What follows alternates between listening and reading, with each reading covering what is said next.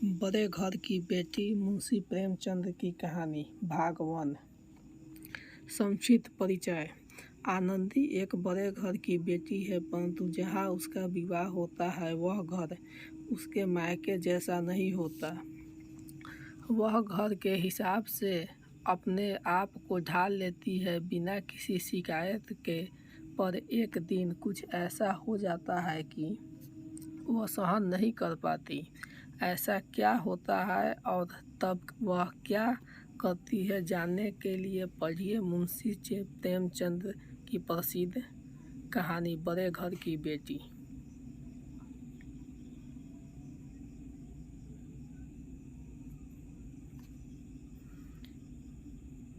बेनी माधव सिंह गौरीपुर गांव में एक जमींदार और एक नंबरदार थे।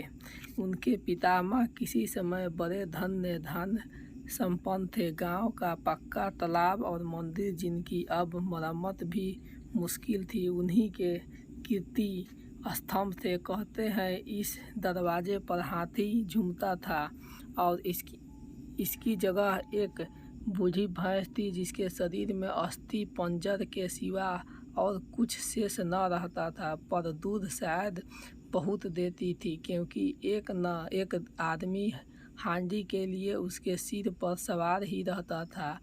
बेनी माधव सिंह अपने आधी से अधिक संपत्ति वकील को भेंट कर चुके थे। उनकी वर्तमान आय 1000 रुपये वार्षिक से अधिक न थी। ठाकुर साहब के 2 बेटे थे। बड़े बेटे का नाम नीलकंठ सिंह था।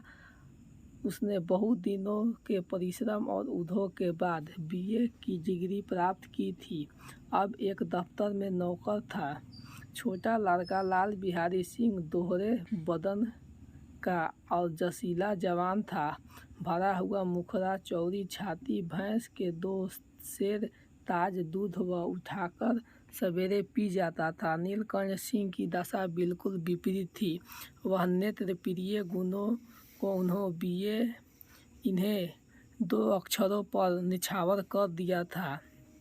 इन 2 अक्षरों से उनके शरीर को निर्बलता और चेहरा को कीर्तिहीन बना दिया था। इसी से वैद्यादि ग्रंथों पर उनका विशेष प्रेम था। आयुर्वेदिक औषधि पर उनका अधिक विश्वास था। शाम सवेरे उनके कमरे में प्रायः सरल की सुरीली कर्ण मधुर ध्वनि सुनाई दिया करती थी। लाहौर और कलकत्ते के वैद्य से बड़ी लिखा पढ़ी रहती थी। नीलकंठ इस अंग्रेजी डिग्री से अधिक पति होने पर भी अंग्रेजी सामाजिक प्रथाओं के विशेष प्रेमी न थे, बल्कि वह बधुआ बड़े जोर से उसकी निंदा और तिरस्कार किया करते थे। इसी से गांव में उनका बड़ा सम्मान था। दशहरे के दिनों में वह बड़े उत्साह से रामलीला को सम्मानित होते और स्वयं किसी न किसी पात्र को पाट लेते थे। गौरीपुर में रामलीला के वही जन्मदाता थे। प्राचीन हिंदू सभ्यता के गुणगान उनकी धार्मिकता का प्रधान अंग था।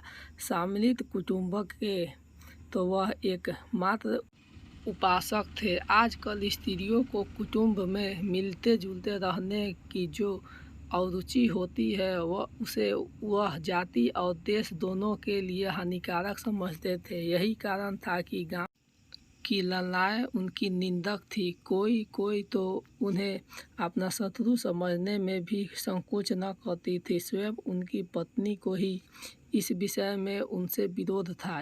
यह इसलिए न कि उसे आपस में सास ससुर, देवर या जेठ आदि से घृणा थी, बल्कि उसके विचार था कि यदि बहुत कुछ सहने और तरह देने पर भी परिवार के साथ निर्वाह न हो सके, तो आए दिन की कलह से जीवन को नष्ट करने की अपेक्षा यही उत्तम थी कि अपनी खिचड़ी अलग पकाई जाए। आनंदी एक बड़े उच्च कुल की लड़की थी। उसके बाप एक छोटी सी रियासत के तालुकदार थे। विशाल भवन, एक हाथी, 3 कुत्ते, बाज, बरही, शिकार, झाड़ू, फंसी, ऑनरेरी मजिस्ट्रेट और जो एक प्रतिष्ठित तालुकदार के भोग्य पदार्थ थे, यहाँ सभी विद्यमान थे। नाम था भूप सिंह। बड़े उदार चित्त और प्रतिभाशाली पुरुष थे, पर दुर्भाग्य से लड़का ऐसा भी न था। 7 लड़कियां हुई और देवयोग में सब की सब जीवित रही। पहली उमंग में तो उन्हें 3 ब्याह दिल खोलकर किए, पर 15-20 हजार रुपये का कर्ज सिर पर हो गया तो आंख खुली, हाथ समेट लिया। आनंदी चौथी लड़की थी। वह अपनी सब बहनों से अधिक रूपवती और गुणवती थी, इसे ठाकुर भूप सिंह उसे बहुत प्यार करता था। सुंदर संतान को कदाचित उसके माता पिता से अधिक चाहते थे। ठाकुर साहब बड़े धर्म संकट में थे कि इसका विवाह कहाँ करें। न तो यही चाहते थे कि ऋण का बोझ बढ़े और न यह स्वीकार था कि उसे अपने ही भाग्यहीन समझा न पड़े। एक दिन श्रीकंठ उनके पास किसी चंदे का रुपया मांगने आया। शायद नगरी पर 4 का चंदा था। भूप सिंह उनके स्वभाव पर रिझ गए और धूमधाम से नीलकंठ सिंह को आनंदी के साथ ब्याह हो गया। आनंदी अपने नए घर में आई तो यहाँ के रंग ढंग कुछ और ही देखा, जिसे टीम टाम की उसे बचपन से ही आदत पड़ी हुई थी, वह यहाँ नाम मात्र को भी न थी। हाथी घोड़े तो कहना ही क्या, कोई सजी हुई सुंदरी बहाली तक न थी।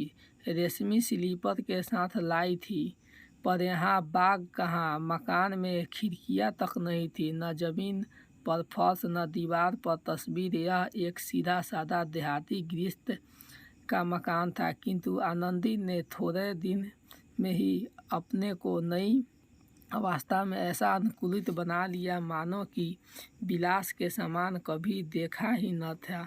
एक दिन दोपहर के समय लाल बिहारी सिंह 2 चिड़िया लिए हुए आया और भाज्या को बोला, जल्द ये पका दो, मुझे भूख लगी है। आनंदी भोजन बनाकर उसकी राह देख रही थी। अब वह नया व्यंजन बनाने वाली थी। हांडी में देखा तो घी पाव भर से अधिक न था। बड़े घर की बेटी किफायत क्या जाने, उसने सब घी मांस में डाल दिया। लाल बिहारी खाने बैठा तो दाल में घी न था। बोला, दाल में घी क्यों छोड़ा? आनंदी ने कहा, सब घी मांस में पड़ गया। लाल बिहारी जोर से बोला, अभी परसों घी आया था, इतना जल्दी उठ गया? आनंदी ने उत्तर दिया, आज तो कुल पाव भर ही रहा होगा, वह सब मैंने मांस में डाल दिया। आपको ये कहानी कैसी लगी नीचे कमेंट करके हमें ज़रूर बताइएगा। अगला भाग देखने के लिए चैनल को लाइक और सब्सक्राइब ज़रूर करें।